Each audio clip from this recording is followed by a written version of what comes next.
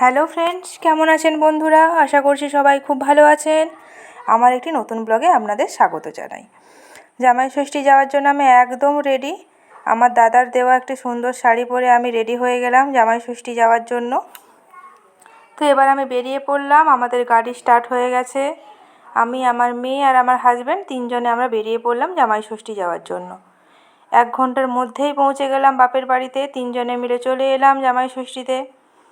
তো এখানে আমার জারতুতো বৌদি পায়েস পরিবেশন করছে, ছানার পায়েস, যেটি বানিয়েছে আমার মা। তার ভিডিও শীঘ্রই আসছে আমার এই ফেসবুক চ্যানেলে। আর আসার সাথে সাথেই তার মামা তাকে একটা সুন্দর জামা উপহার করে দিল। সেটা পরে সে খুব নাচতে, আনন্দে, ঘুরতে ব্যস্ত একদম।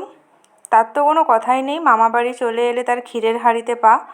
সে আনন্দ আর কে ধরে, একমাত্র ভাগ্নি আর আমাদের বংশের প্রথম বাচ্চা কোনো, তো তার একদম ক্ষীরের হাঁড়িতে পা। তাকে নিয়ে কোনো কথা হবে না, সে আমার কাছে আসেই না। সারাদিন তার মামা, মামি, দিদা, দাদু সবার সাথে ঘুরে বেড়াচ্ছে। তো এখানে আমার মা আমার হাজব্যান্ডকে মালা ঘুমসি পরিয়ে, চন্দনের ফোঁটা দিয়ে, প্রদীপের তাপ দিয়ে বরণ করে নিচ্ছে। আর পাশে আমার মেয়ে বসে বসে হাসছে আর দেখছে। দেখুন কীভাবে।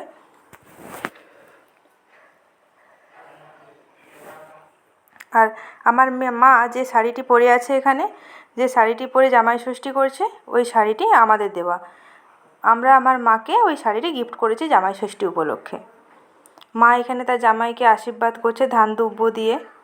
তো এখানে প্রথমে পায়েস খাইয়ে দিল, ছানার পায়েস, তারপরে একটু মিষ্টি খাইয়ে দিল। আমার মা সেই রাত 3টে থেকে উঠে রান্না বান্না করেছে, জানেন কত কিছু রান্না করেছে। লুচি, আলু ভাজা, ছানার পায়েস, পনিরের তরকারি, ঘুগনি, কত কিছু। এবার আমার হাজব্যান্ডকে জামা প্যান্ট উপহার দিল। এবার আমার জারতুতো ভাই যে বৃষ্টি আমার মেয়েকে একটি জামা প্যান্ট উপহার দিয়ে দিল। এবার তার দিদা দিল জামা প্যান্ট। সবাই উপহার পাচ্ছে। ও আমার ভাগ্যেও আছে। এই যে দেখুন, এই সুন্দর শাড়িটি আমাকে আমার মা উপহার দিল জামাই ষষ্ঠী উপলক্ষে। তো এখানে প্রণাম করার পালা চলছে। জামাই তার শাশুড়িকে প্রণাম করছে আর শাশুড়ি আশীর্বাদ দিয়ে দিল। তারপর আমরা এখানে সবাই খাওয়া দাওয়া করছি, সবাই মিলে একসাথে খেতে বসেছি। আর দেখুন, এটা আমার জেঠু আর ইনি আমার বাবা। সব বসে আমরা সুন্দর করে খাওয়া দাওয়া করছি।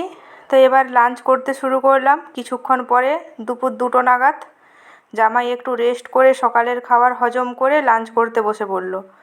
লাঞ্চে কিন্তু অনেক কিছু মেনু ছিল। ভাত, আলু ভাজা, পটল ভাজা, কাঁকরোল ভাজা, কুঁদরি ভাজা, পমফ্রেট মাছ, পাবদা মাছ, ইলিশ মাছ, তারপর খাসির মাংস, চাটনি, পাঁপড়, পাবদা মাছ, সব কিছুই ছিল।